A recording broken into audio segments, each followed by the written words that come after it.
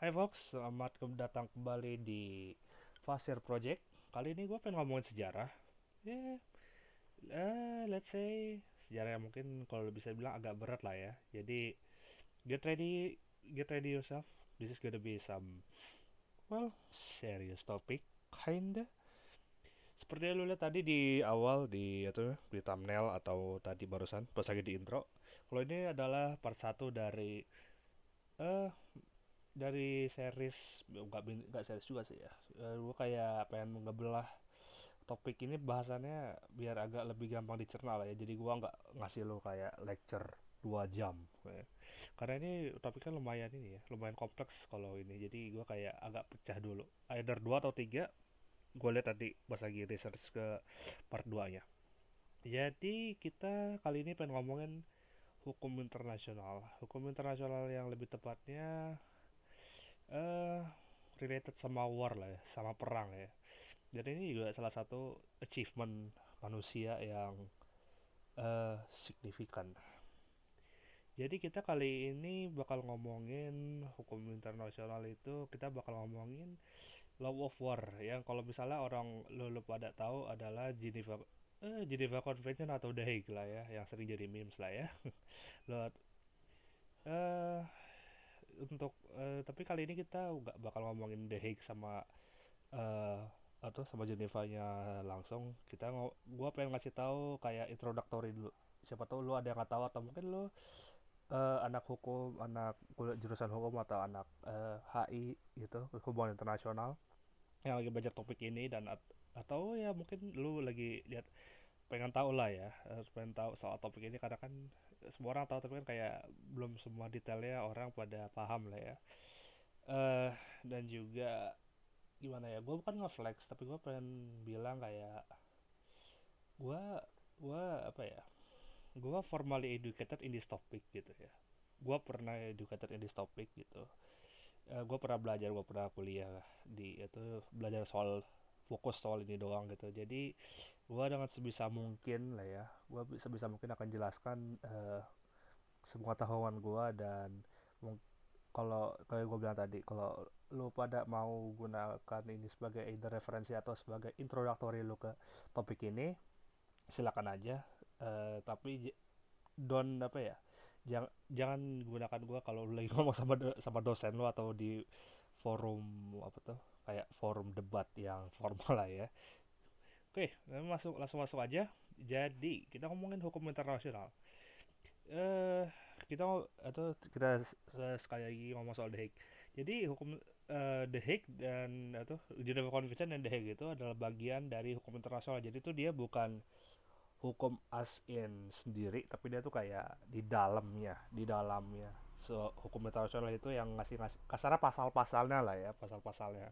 Karena hukum internasional itu kayak kumpulan dari hukum-hukum atau kesepakatan atau perjanjian-perjanjian itu digabung jadi satu dan voila jadilah hukum internasional. Basicnya seperti itu.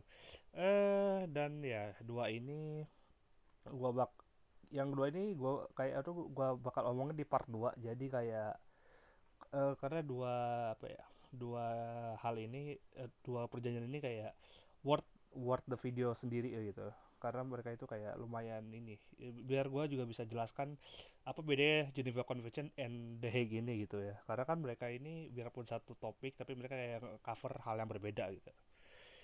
Next itu jadi hukum perang gitu, atau ya biasanya orang ngomong hukum perang lah ya. Itu adalah termasuk dalam international humanitarian law. Jadi itu hukum internasional yang ngomongin soal kemanusiaan lah ya. Tapi karena pasal-pasalnya dan beberapa orang juga manggilnya itu sebagai international law of armed conflict. Jadi ya basically ngatur gimana atau sebuah atau konflik bersenjata aka perang itu diomongin. Tapi karena itu bertele-tele tulisannya panjang jadi gue manggil ini IHL aja, IHL ya. Ya, tapi itu kalau lo cari di internet juga itu biasa orang pakai IHL itu sih buat ini. Soalnya kan kalau ngomong panjang itu kayak terlalu ribet. Next, gue yang itu IHL sendiri itu untuk dia itu sebagai hukum lah ya. Jadi hukum itu kan mencakup something lah ya. Dia tuh mencakup satu masalah lah ya. Dan untuk HIL itu dia mencakup masalah karena dia itu fokus kepada perang itu, jadi dia ngomongin kondisi sebelum perang. Jus abellum. Jus abellum itu bahasa Latin ya. Jadi dia itu ngatorin soal gimana perang ini terjadi gitu. Kenapa perang ini jadi? Apakah perang sebelum itu sebelum dideklarasikan perangnya itu adalah hal yang legitimate gitu, hal atau hal yang apa ya bilangnya ya, nggak sembarangan lah ya ini, jadi biar biar negara tuh nggak sembarangan gitu untuk mendeklarasikan perang. Juga yang kedua itu tindakan pihak yang berperang, jus in bello. Jadi mungkin kalau ini eh mungkin kalau misalnya ini kayak something something yang biar atau eh kalau lu denger lah ya, kalau lu denger gitu diomongin itu kayak oh this is war crime, this is not bla bla bla, itu masukin yang di Jus in Bello tadi gitu. Dan itu berdua itu juga di cover generally speaking ya, eh apa namanya, yang dua ini di covernya ketika di either di The Hague-nya atau di Geneva Convention gitu. Ya, yeah. Oh, dan kenapa gue bilang ini kayak apa namanya, karena diatur gitu. Karena ini kalau lo belajar soal perang itu ada namanya just war theory, itu hukum perang yang adil. Jadi hukum ini tidak apa ya, tidak semerta-merta itu melarang perang, tapi dia itu tetap menghormati perang itu sebagai alat yang legitimate, hal atau hal yang eh, atau ya, adalah hak dari kedaulatan negara untuk menyatakan perang kepada negara lain untuk satu hal dan lainnya gitu. Misalnya dilarang itu kayaknya mungkin nggak bisa lah ya. Kalau misalnya lu belajar politik lu paham lah kenapa.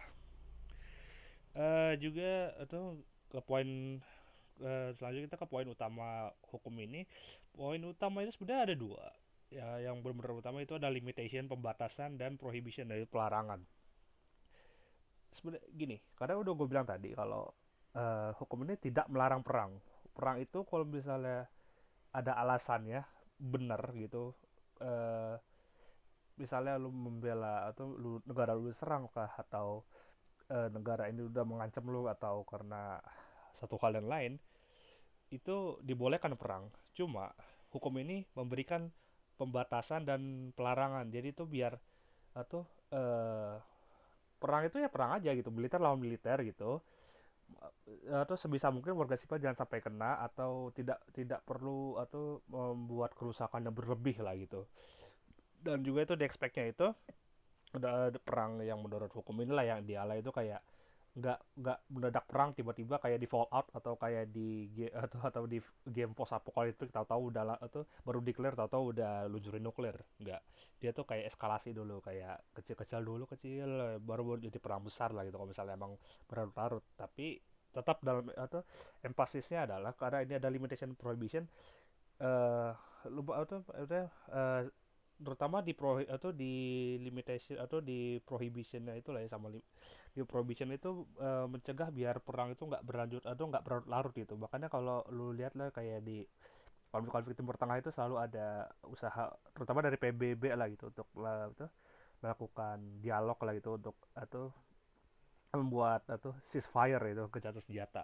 Nah, next, karena kita udah ngomongin masalah itunya, hukum itu kan ada kayak subjek ya, subjek subjek hukum itu artinya itu ini siapa yang masuk ke dalam hukum itu, siapa yang harus taat sama hukum itu lah gitu ya. Karena ini ada hukum internasional, normal itu ya berarti antar negara lah, dan normally lagi biasanya kayak namanya, karena ini kan basicnya jadi dari perjanjian-perjanjian gitu kan, itu normally ya negara yang meratifikasi atau menandatanganin. Itu kalau Geneva Convention ya kayak negara-negara Itali, kayak Jerman atau Prusia kalau zaman dulu itu Inggris dan lain-lain gitu. Cuma atau semakin berkembangnya zaman, in practice lah ya, in practice itu ya literally everyone. Subjek itu yang tadi cuma beberapa negara tiba-tiba untuk hukum ini dirasa sangat diperlukan lah gitu untuk tidak membuat orang apa ya barbar basically. Jadi everyone atau semua orang itu semua negara nggak cuma negara itu nggak cuma negara doang sih by this point gitu karena lu tau lah ada pemberontakan ada teroris bla bla bla kelompok-kelompok yang bukan negara gitu juga termasuk untuk atau sekarang jadi basically everyone semua orang itu kena semua atau semua negara atau orang yang angkat senjata itu masuk dalam atau dalam hukum ini next next itu gimana ya gini ini kan hukum lah ya hukum mau main perang gitu kan mungkin beberapa orang pada nanya gini kenapa gitu kenapa lu bikin hukum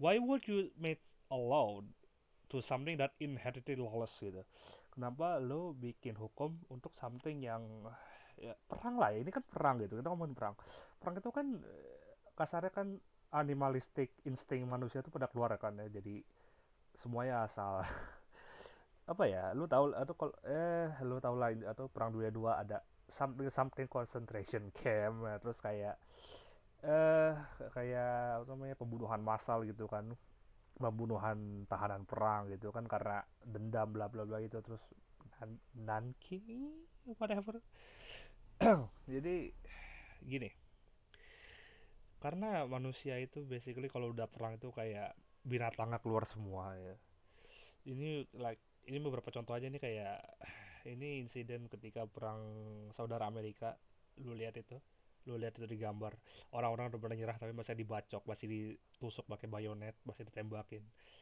or ini lukisan lukisan yang apa ya ikonik itu karena ini adalah biang dari battle ini Battle of Solferino ini ada salah satu yang faktor terciptanya Geneva Convention yang kita bakal omongin nanti lu lihat tuh lu lihat di lukisan itu kayak zaman dulu tuh kalau perang itu ya yang terluka tuh jadi diemin aja nggak dipapain lu lihat tuh dua orang tuh literally literally itu cuma didiemin aja nggak diapa-apain nggak ada usaha untuk ini jadi everyone for his own gitu ini mungkin kalau ada temennya ya syukur tapi kalau nggak ada ya good luck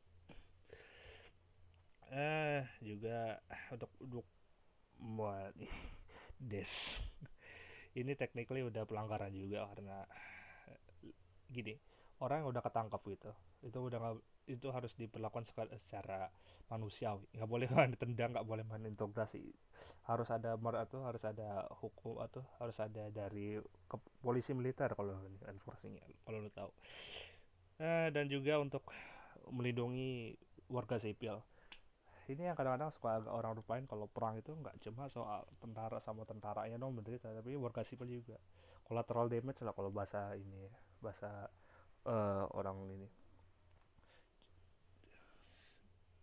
ya lu bayangin aja lu bayangin aja lagi perang rumah lu hancur juga dan mereka juga gak ikutan kan itu like mereka pun di cover akhirnya nggak cuma tentara-tentara doang yang diomongin jadi basically ya kenapa harus ada hukum untuk perang gitu yang emang gimana kalau perang itu balik jadi binatang ya untuk ini untuk apa ya membangkitkan rasa manusiawi kita kalau perang itu nggak cuma masalah bunuh-bunuhan gitu loh perang itu ya, sebisa mungkin ditiadakan kalau nggak perlu karena kalau lu tahu kalau lu belajar sejarah kayak zaman lu tuh orang-orang tuh banyak yang pemimpin lah gitu ya nggak suka sama si ini nggak suka negara ini perang nggak atau nggak demen sama ini perang dan dulu lihat lah efeknya lah zaman sekarang udah jarang lah ya negara sama negara itu declare war lagi lah ya jadi intensi utama tuh memberikan humanity gitu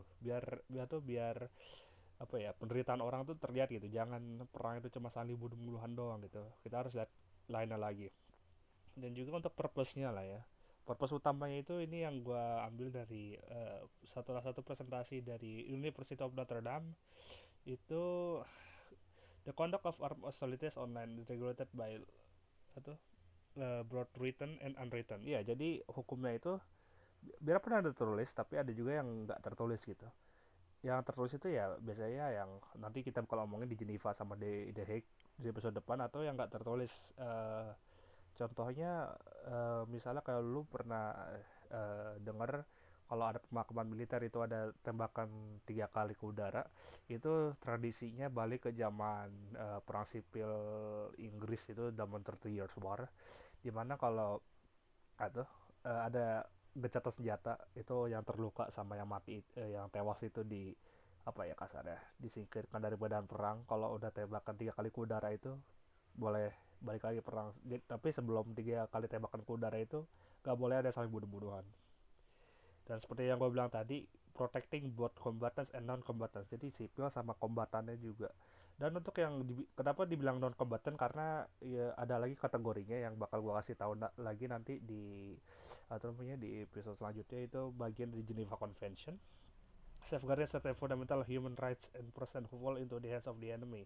Ya, jadi orang tuh nggak boleh sembarangan kalau mau atau namanya ngelakuin sesuatu itu ke tahanan perang gitu. Jadi nggak boleh kayak insiden perang dunia 2 di mana tahanan perang itu kayak didiemin dalam konsentrasi camp atau dijadiin buruh, atau bukan buruh, malah budak lah ya basically. Ya, dan yang paling utama itu facilitating restoration of peace. Jadi untuk apa ya, karena ada ya prohibition dan limitation tadi, atau diminta tuh sebenarnya normally ya kalau negaranya, atau dengan asumsi semua hukum ini, asumsinya itu kayak atau asumsinya itu kayak negara ini adalah negara yang beradab, yang waras lah gitu ya, yang enggak, yang kalau misalnya lu kalah kalah lah gitu, kalau lu bisa menang cepetin perang aja, jangan sampai kelamaan itu. Nggak perlu perang itu sampai kayak zaman dulu 30, bisa sampai 30 tahun 100 tahun, itu nggak, itu udah nggak ini lagi. Karena itu menderita, itu orang juga menderita, nggak cuma orang menderita tapi kayak masuk ke ranah praktikal juga, karena lu ngapain lu perang berlarut-larut gitu, duit lu habis yang ada juga. Oh, ya, gua sampai situ aja kali jelasin untuk kali ini. Hope this video helpful gitu ya. Dan kayak gue bilang tadi, di part 2 kita bakal ngomongin soal Geneva Convention sama The Hague Law. Ya, gue bakal lebih spesifik lagi di dua ini, karena karena di dalam dua ini mungkin gue bakal kasih tau lah pasal-pasal yang lebih uh, ya itu pasal-pasal yang lebih relatednya lah gitu sama atau kejadian di luar. Dan mungkin kalau lo mau nanya, silakan lo, atau mau nanya something soal ini, lu silakan taruh di comment section atau di sosmed gue, silakan. Gue coba jawab sebisa mungkin kalau gue lagi nggak gawe. Ya, mungkin itu aja kali dari gue. Terima kasih udah nonton kali ini, semoga kalian terhibur atau teredukasi. Well, maybe both. Thank you. Then see you. Sampai ketemu lagi. And bye bye.